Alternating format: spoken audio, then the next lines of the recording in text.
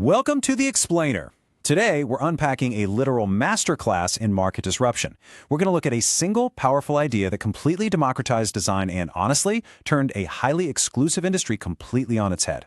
If you're a focused learner, someone who's fascinated by how massive, entrenched giants can actually be outmaneuvered, well, you are in exactly the right place. We're going to deconstruct the blueprint for market dominance. We'll look at how a remarkably intuitive tool managed to change the way the entire world creates visual content. Let's get right into it.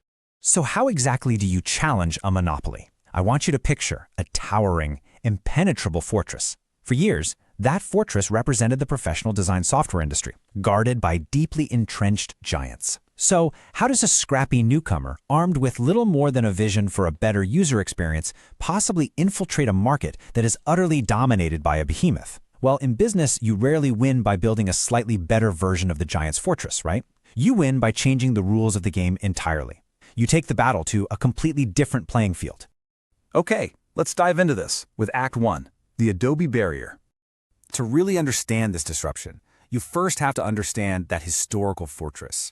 For decades, high-end professional design was essentially this exclusive club, and it was guarded by two massive barriers: exorbitant costs and incredibly steep learning curves. If you wanted to create high-quality graphics, marketing materials, or presentations, you had to pass through those heavily guarded gates. You had to pay a premium price just to access the tools. And then, get this, you had to spend months, sometimes even years, mastering complex interfaces, vectors, and layer management. It wasn't just a simple download. It was a massive commitment of time and resources. It was literally gatekeeping by design, creating this huge wall between everyday people and professional-grade creation.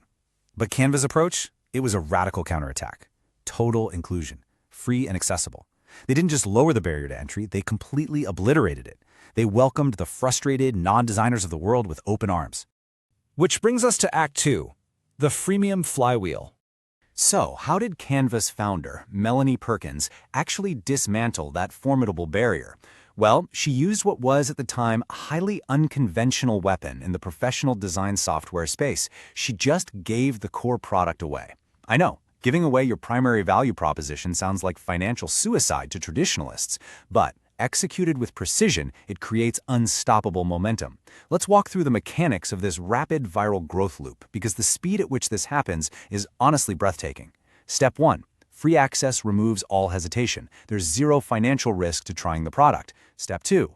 Millions of everyday people suddenly start creating. Because there's no friction, the user base just swells massively overnight. And then Step 3. Explosive viral growth. Imagine one user making a quick PTA flyer for their kid's school. They share it. 5 other parents ask, "Hey, how did you make something so professional so quickly?" Suddenly, those 5 parents are in the ecosystem making their own flyers. The users naturally share their designs, they invite colleagues, and they effectively become a decentralized, highly motivated marketing team. It spread like wildfire.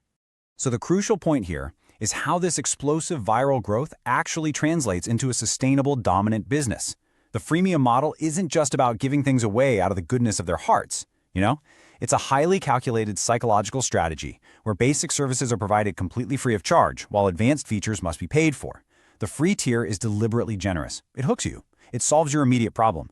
And once a user is comfortably locked into the ecosystem, once all your previous designs are saved there and you know the interface by heart, you inevitably hit a wall where you need that one premium feature. Maybe it's a specific brand kit color, or you need a transparent export for a logo. At that exact point, upgrading feels like a complete no-brainer. It's a brilliant numbers game. A game won through sheer volume, undeniably high upfront utility, and perfectly timed upgrades. Moving right along to Act 3, simplicity as a feature. Now, a freemium model only works if people actually enjoy using the product the very second they open it. The ultimate democratization of design wasn't just achieved through disruptive pricing, it was achieved by making incredibly complex things feel astonishingly simple. Think about the old way of doing things. You had to manually mask images, wrestle with aligning typography using invisible grids, manage dozens of confusing hidden layers. It was a lot. Canva took that convoluted mess and turned it into a frictionless drag-and-drop experience. They basically hid the immense technical complexity of graphic design behind an interface that feels intuitive and friendly from the very first click. You see an element you like, you click it, and you drop it exactly where you want it. There's no manual to read. It completely replaces the traditional, overwhelming frustration of learning new software with instant gratification. And this brilliantly illustrates the second, arguably more powerful pillar of their simplicity, the template economy. Let's be real. If you're an everyday user, a non-designer, there is absolutely nothing more terrifying and paralyzing than a blank white canvas, right? It demands a level of inspiration, spatial awareness, and layout skill that you simply might not have. Canva solved that deep psychological barrier by providing a massive, highly curated library of ready-made, professionally designed templates. You no longer have to start from scratch, you just have to adapt what's already beautiful. These templates basically act as creative training wheels. They serve as this vital, empowering bridge, carrying users from having zero design skills to possessing a beautifully polished final product in mere minutes. It's a real game changer. All right, let's look at Act 4, the enterprise pivot. Disrupting the bottom of the market and capturing individual users is a massive achievement for sure. But to truly challenge a giant's market dominance, you have to move up market. To win the war, Canva had to strategically shift their gaze to the corporate world. And this was a classic Trojan horse strategy. It started organically because employees just loved using the tool for personal projects at home. Because it was so fast and easy, they quietly started bringing it into the office to make internal presentations. This was happening long before their IT departments even knew what the software was. The company capitalized on this infiltration beautifully. First, they evolved beyond those solitary creators. Next, they captured entire collaborative teams by introducing features that allowed marketing departments, executives, and sales teams to work together seamlessly in real time. Finally, they expanded their core toolset into a comprehensive visual suite.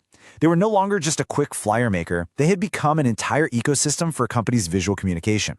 They were directly challenging the professional incumbents right inside their most lucrative enterprise-level territory. Which brings us to our final provocative thought as we wrap up this explainer.